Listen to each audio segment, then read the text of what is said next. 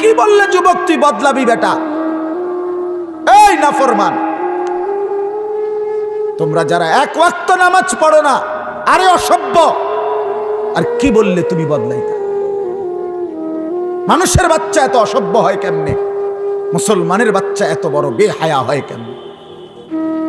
যে তার মায়ের দুধ খাইছে, ইমানদার মার, সে এত বড় নির্লজ্জ হয় কেন? এত বড় ঘাউরা ঘাটতারা হয় কেন? বলেন। আমি তো প্রতিদিন বলি, এত বড় আসমান জমিন, এত বড় কুল কায়নাতের মালিক যেই আল্লাহ মহান রব্বুল আলামিন, যার হাতে আমার অস্তিত্ব, আমার মাথার চুল থেকে পায়ের নখ ভেতর বাহির, যার সিদ্ধান্তের উপরে টিকে আছে, যার ইচ্ছায় আমার হাত নড়ে, পাও নড়ে, যার ইচ্ছায় আমার চোখের পলক পড়ে, আমার নিঃশ্বাস আসা যাওয়া করে, সেই আল্লাহ, সেই মহান রব্বুল আলামিনের সামনে যার ঘাড় নয় না, সেজদা করে না, তার চাইতে বড় ঘাটতেরা, গাদ্দার, বেয়াদব আল্লাহর জমিন আর কেউ হইতে পারে না। এজন্য বেনামাজি, তুই সবচেয়ে বড় ঘাউরা, তুই ঘাটতেরা বেটা, তুই গাদ্দার। কার সাথে গাদ্দারি করছো টের পাও না? হ্যাঁ, তুমি কি মনে করছো আল্লাহ রে? কি ভাবছো? কি তা আল্লাহ?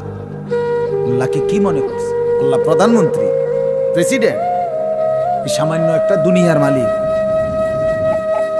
কত বড় শক্তিধর মালিক, তার সামনে যার মাথা নয় না, তার চাইতে বড় অহংকারী গাদ্দার, অভিশপ্ত আর কে হইতে পারে?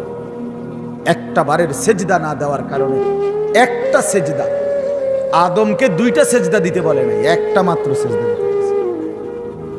একবারের সেজদা, একটি সেজদা না দেওয়ার কারণে অনন্তকালের জন্য ইবলিস অভিশপ্ত হয়ে গেছে। কি খামখেয়ালি কথা, কত বড় ভয়ের কথা!